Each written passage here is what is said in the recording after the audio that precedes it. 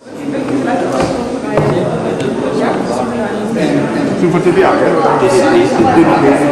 hand them over to Whitney Harris, that is 1954 compilation of the Nuremberg evidence of the Nuremberg trials is now available in the German language, thanks to Ms. Seeberger, who translated the book, thanks to the Jackson Center, who financed most of the book, and thanks to the Berliner Wissenschafts Verlag, who decided to edit the book in this nice format.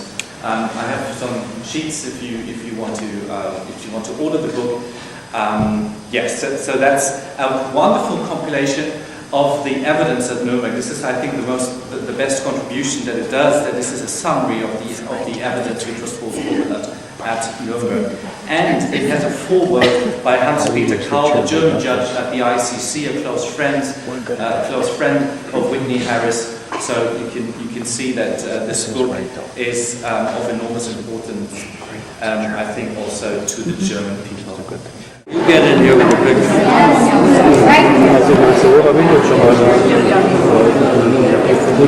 Nice and good. How are you?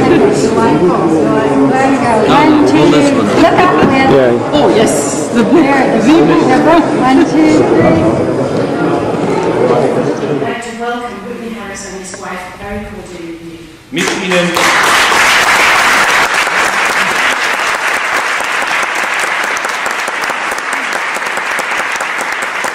Mr. Whitney Harris. I don't think I have to make much words on his biography, as you all know him. You also realize that this is a very historic moment.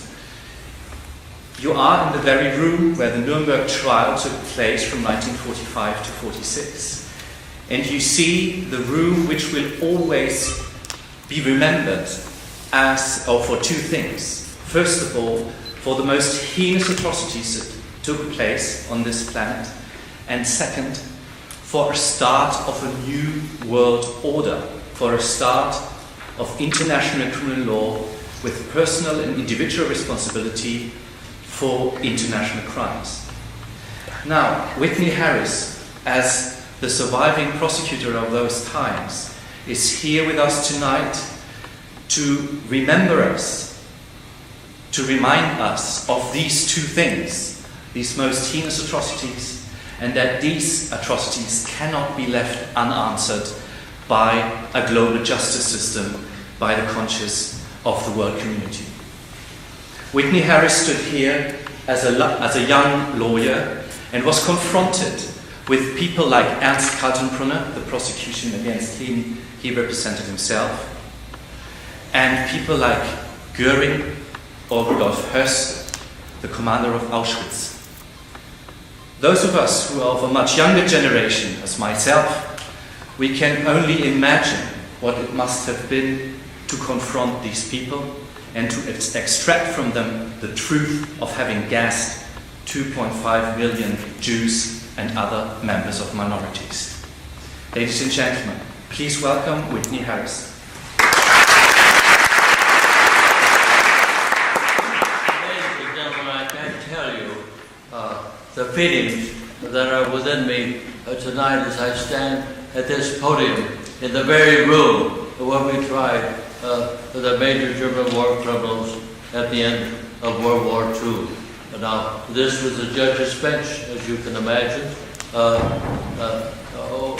here, the witness stand. Our tables were back there. The Russian, American, British, and French tables where the trial lawyers sat at their places. Back in this area, that wall was gone. That area back there was for guests and visitors, and there were plenty who came during the course of the trial. It is a wonderful feeling and a sad feeling for me to stand here tonight and think again of those momentous events.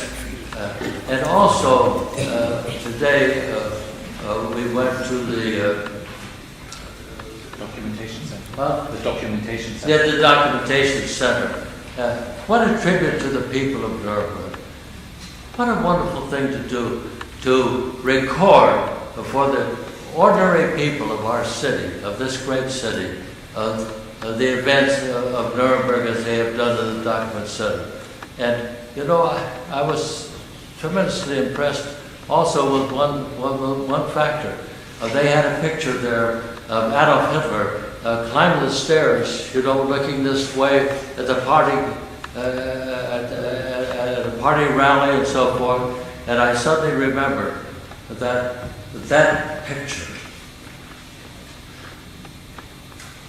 is on the cover of my book, Tyranny on Trial, which I wrote published in 1954. And these things, you know, they affect me. And by the way, my dear friend Christoph, he handed me this book tonight. He handed me this book. This is the translation into German of Tyranny on Trial. And I'm so grateful to the fact that now we have this record of history in English and in German. Of course, there are many other books, many of them far superior to anything that I have ever written.